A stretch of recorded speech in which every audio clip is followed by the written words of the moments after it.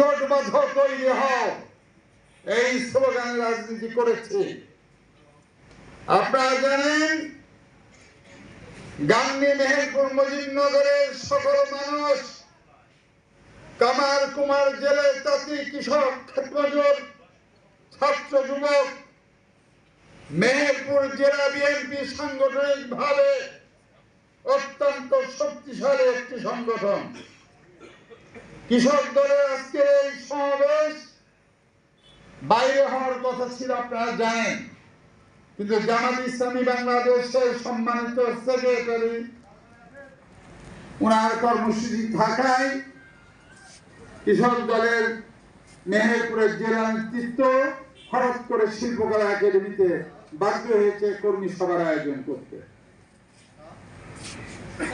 আমার প্রিয় নেতা আজকে এই অনুষ্ঠানের অন্যতম আকর্ষণ ওসমান আলী ভাই, তার সহকর্মী যারা আছেন, আমি সকলকে জেলা বিএনপির পক্ষ থেকে জানাই শুভেচ্ছা অভিনন্দন। ভাই ও বন্ধুরা আমার, 15 বছর রাজপথের থেকে আওয়ামী লীগের বিরুদ্ধে লড়াই সংগ্রাম আপনারা করেছেন। অনেক গুম খুন মামলা মোকদ্দমার মধ্যে দিয়ে জুলাই আগস্টে রক্তাক্ত গণঅভ্যুত্থান আমাদের হাসিনাকে বিদায় করতে সাহায্য করেছে। রক্তাক্ত গণঅভ্যুত্থানের মধ্য দিয়ে আমাদের একটি স্বপ্নের সরকার, অন্তর্বর্তীকালীন সরকার প্রতিষ্ঠা লাভ করেছে। এই সরকার ছাত্র জনতার গণঅভ্যুত্থানের ফসল।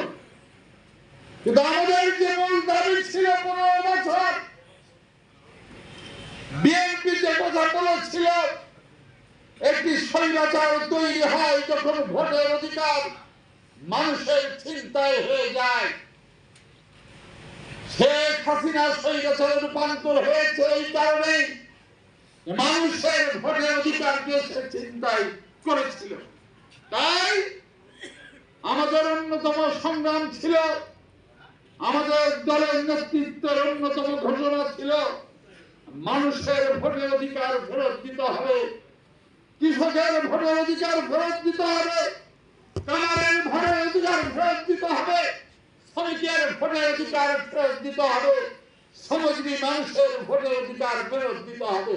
তার কারণ কৃষক সহ সমস্ত শ্রেণী পেশার মানুষের তার ভাগ্যের পরিবর্তনের জন্য তার ভোটের অধিকারে সে তার প্রতিনিধি নির্বাচিত করবে। যে প্রতিনিধি কৃষকের স্বার্থে কাজ করবে, শ্রমিকের স্বার্থে কাজ করবে, নারী পুরুষ নির্বিশেষে সকলের স্বার্থে কাজ করবে। জুলাইয়ের বিপুল রক্তপাতের মধ্য দিয়ে হাজারো ছাত্র রক্ত জনতা রক্তে রঞ্জিত হয়ে একটি সরকার আজ এসছে, না ঠিক? তবে আমি মনে করি গণতন্ত্রের সংগ্রাম শেষ হয়ে যায়নি। কেবলমাত্র হাসিনা পালিয়েছে, গণতন্ত্রের সংগ্রাম এখনো পড়ে আছে। গণতন্ত্রের অন্যতম শর্ত ভোটের অধিকার।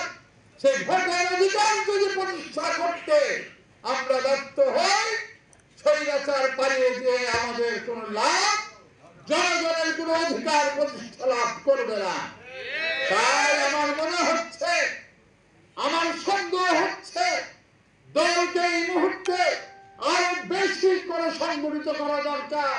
কারণ আগামী দিন অন্য কোন দুরবসন্ধি নিয়ে অন্য কোন ষড়যন্ত্রকারী শক্তি যাতে ভোটের অধিকার নিয়ে ছিনিমিনি খেলতে না পারে, সেই কারণে এই বাংলাদেশের সবচেয়ে জনপ্রিয় নেত্রী এশিয়া মহাদেশের সবচেয়ে নিপীড়িত নির্যাতিত মানুষের নেত্রী বেগম খালেদা জিয়ার নেতৃত্বে আগামী দিনের ভোটের অধিকার প্রতিষ্ঠার মধ্য দিয়ে আমাদের যেই হারানো স্বপ্ন, যে স্বপ্নকে 15 বছর আমরা লালন করেছি, যে স্বপ্নকে লালন করতে গিয়ে আমার ভাই রক্ত দিয়েছে, যে স্বপ্নকে লালন করতে গিয়ে আমার ভাই জেল খেটেছে, যে স্বপ্নকে লালন করতে গিয়ে পুলিশের নির্যাতনে আমরা শিকার হয়েছি, যে স্বপ্নকে লালন করতে গিয়ে আমার ভাই গুম হয়েছে, যে স্বপ্নকে লালন করতে গিয়ে আপনার প্রিয় ব্যক্তি মিথ্যা মামলায় চলে গেছিল, সেই ভোটার অধিকার যদি প্রতিষ্ঠা করতে চান, গ্রামে পাড়ায় মহল্লায় কৃষক দল সহ বিএনপি সকল অঙ্গ সংগঠনের নেতা কর্মীকে আবারও নতুন ধারায় প্রস্তুত হতে হবে, নতুন ধারায় জীবিত করতে হবে। সব সময় প্রস্তুত থাকার মধ্য দিয়ে আমরা এমন একটি সাংগঠনিক শক্তি জনগণের মধ্য থেকে